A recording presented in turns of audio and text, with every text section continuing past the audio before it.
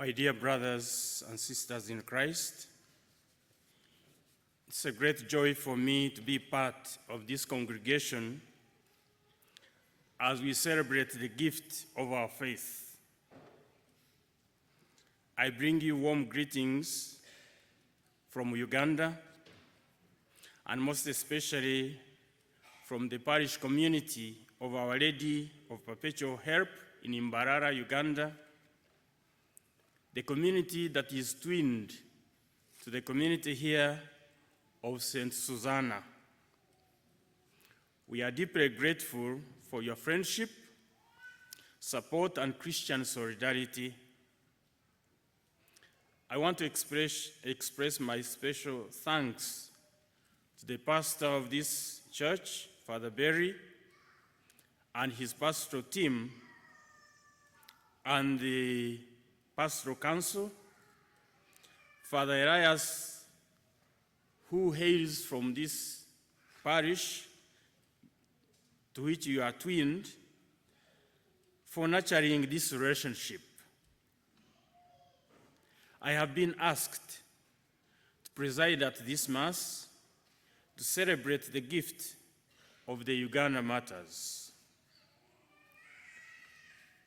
The Uganda Martyrs are a gift not only for Uganda, but they are a gift for United States, are a gift for the Universal Church. So when we celebrate Uganda Martyrs, we are celebrating martyrs and saints of the Universal Church. So it's a privilege for me to stand in your midst and celebrate these great saints with you. The Uganda Martyrs offer a powerful example of unwavering faith and courage for Christians today. These were young men, both Catholic and Anglican, executed between 1885 and 1887 for their refusal to renounce their faith and yield to the immoral demands of the local king at the time. There were 22 of them, 22 Catholics and 23 Anglicans. And this year, we celebrate in a very special way the Uganda Martyrs, because this year marks 60 years since their canonization. The canonization of the Uganda Martyrs took place on October the 18th in the year 1964, when Pope Paul VI declared 22 Catholic martyrs as saints of the Catholic Church. This was a significant event as they became the first black saints from sub-Saharan Africa and the largest group to be canonized on the same day. The process leading to canonization began in the year 1912, when Pope Pius X declared the martyrs venerable.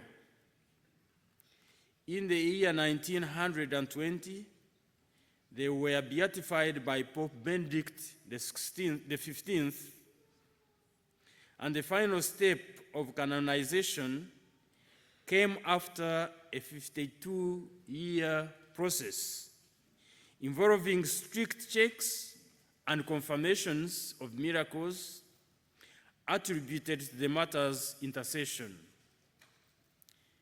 During the canonization ceremony at St. Peter's Basilica in Rome, Pope Paul VI spoke about the martyrs' triumph over violence and the profound impact of their faith.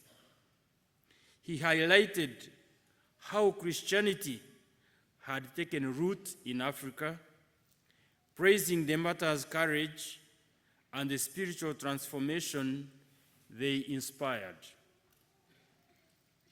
The Uganda martyrs were mostly young men, including pages at the court of the local king, who were executed between the years I mentioned, for refusing to renounce their Christian faith. Their witness has had a significant influence on the growth of the Catholic Church in Uganda and the neighboring countries. The canonization of the Uganda Martyrs is seen as a pivotal moment in African Christianity, heralding what Pope Paul VI called the dawn of a new age for the continent. Their feast day is celebrated annually on June the 3rd at a place called Namugongo, which is the national shrine of the Uganda Martyrs, which has become very popular, a very popular pilgrimage site, to which I invite you to come and pray through the intercession of these martyrs. And this site has hosted 3 popes so far. In the Gospel according to St. Mark that we have listened to, we encounter 2 powerful stories of faith and healing that can inspire our Christian commitment today, much like the example set by the Uganda Martyrs. The passage tells of Jairus, a synagogue leader, who falls at Jesus' feet, desperately pleading for his dying daughter's life. On the way to Jairus' home, a woman who had been bleeding for 12 years touches Jesus' cloak, believing it will heal her. Both Jairus and the woman demonstrate remarkably faith in Jesus' power to heal and to save.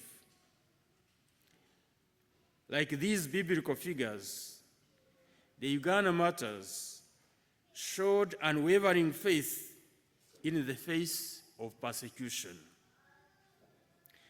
Their commitment to Christ, even unto death, serves as a powerful example of devotion. In our contemporary world, we may not face the same level of persecution, but we are still called to demonstrate our faith through action and commitment. The woman with the flow of blood risked everything to reach out and touch Jesus' cloak. Similarly, we are called to step out in faith even when it seems risky or uncomfortable. Jairus, a respected religious leader, humbled himself before Jesus for the sake of his daughter. This reminds us that true faith often requires humility and a willingness to seek help beyond ourselves. As we navigate the challenges of modern life, let us draw inspiration from these biblical accounts and the Uganda Martyrs. May we cultivate a faith that compels us to action, that seeks Jesus even in desperate circumstances, a faith that remains steadfast in the face of adversity. Let our lives be a testament to the healing, transformative power of Christ, bringing hope and light to our communities. To all of you gathered here, parishioners of St. Susanna Church, I'm told there are Ugandans among you. They are members of the National Association of African Catholics in the United States. They are visitors who have come to pray together with you. To all of you, I say, do not be afraid. Do not be afraid, like the martyrs of Uganda, to face life's challenges with unwavering faith. Face challenges with unwavering faith because Christ is in control. May the example of the martyrs inspire us to live boldly for Christ, knowing Him, knowing Christ, because in Christ is our hope, in Christ is our hope, in Christ is our life, in Christ is our inspiration, even in the midst of difficulties. The Lord be with you.